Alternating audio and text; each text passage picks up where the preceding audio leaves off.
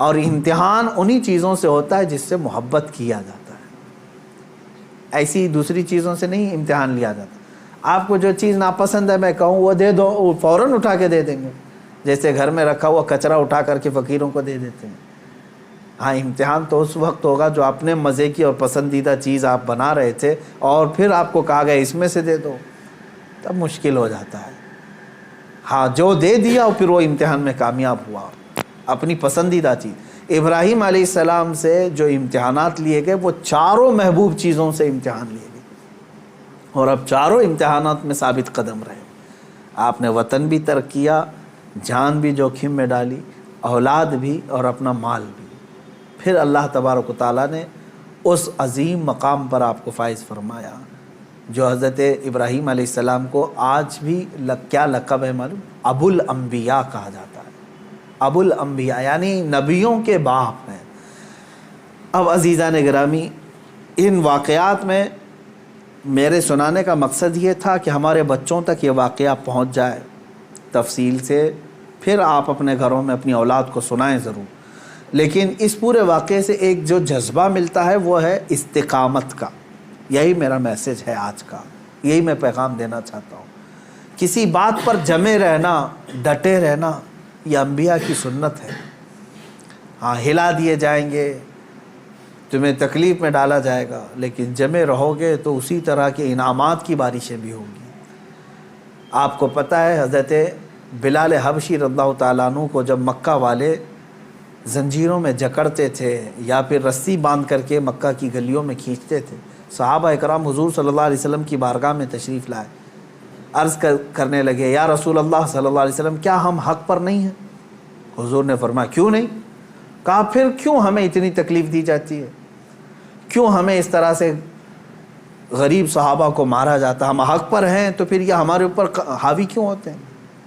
اب سنیں، بہت سارے لوگوں کا آج بھی سوال یہی ہے کہ آج ہم اتنی بڑی تعداد میں ہیں، ہم ہی خدا کی عبادت کرتے ہیں، ہم ہی رسول پاک کی رسالت کا اقرار کرتے ہیں، قرآن کے قاری ہم ہیں، اذان کے دینے والے ہم ہیں، نمازوں کے قائم کرنے والے ہم، تکلیف ہم ہی کو سب سے زیادہ ہے، مارے جا رہے ہیں ہم ہی سب سے زیادہ آج دنیا میں۔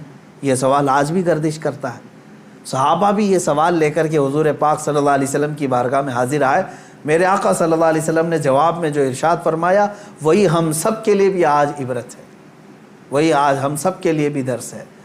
حضور اکرم صلی اللہ علیہ وسلم نے اس صحابی سے فرمایا جنہوں نے سوال کیا، کہا کہ اللہ تبارک و تعالی جس کا جیسا ایمان ہوتا ہے ویسا امتحان لیتا ہے، اور آج تم لوگوں سے جو امتحانات لیے جا رہے صحابہ سے، حضور نے فرمایا اس سے کئی درجہ کٹھن امتحانات انبیاء سے لیے گئے۔ حضور اکرم صلی اللہ علیہ وسلم نے ارشاد فرمایا انبیاء میں سے بعض وہ نبی ہیں جیسے حضرت زکریا علیہ السلام، یہودیوں نے ان کے قتل کا منصوبہ بنایا اور ان کے پیچھے لگ گئے، یہاں تک کہ آپ جان چھڑاتے ہوئے ایک جگہ ایسے آئے، اللہ کے نبی ہیں، ایک درخت کے قریب آئے، درخت سے کہا کہ تو پھٹ جا میں تیرے اندر داخل ہوتا ہوں۔ زکریا علیہ السلام اس درخت کے اندر آئے، یہودیوں نے پیچھا کیا کافی دیر تک، شیطان ابلیس لعین یہودیوں کو اشارہ کر کے بتایا اس درخت کے اندر وہ چھپے ہوئے ہیں، تم آری لو اور اوپر سے کاٹ ڈالو۔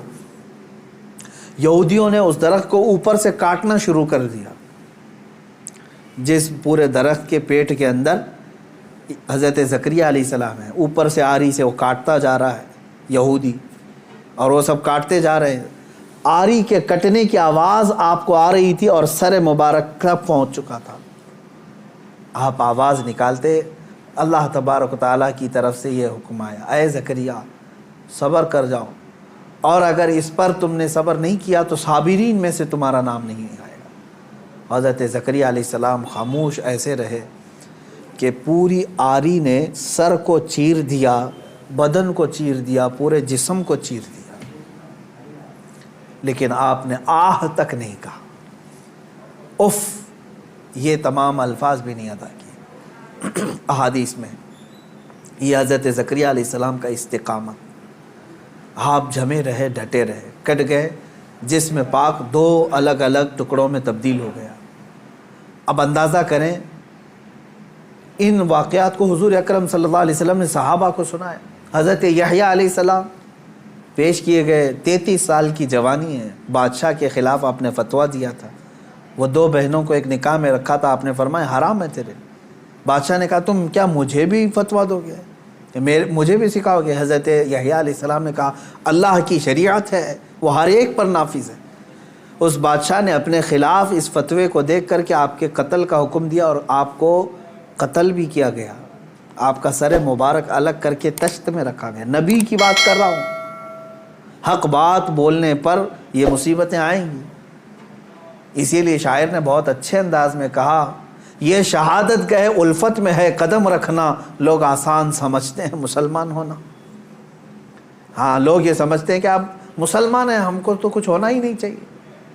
اگر کچھ ہونا ہی نہیں چاہیے تو پھر تم جو ہے بہت عیش و عشرت میں رہ رہے ہو، اور اپنے ایمان کی خیر لو، تم گزارے جاؤ گے اگر امتحانات سے، تو اللہ رب العزت کا شکر بجا لانا کہ ہاں تمہارا ایمان سلامت ہے، اور اللہ تبارک و تعالیٰ تمہارا ایمان بلند کرنا چاہتا ہے۔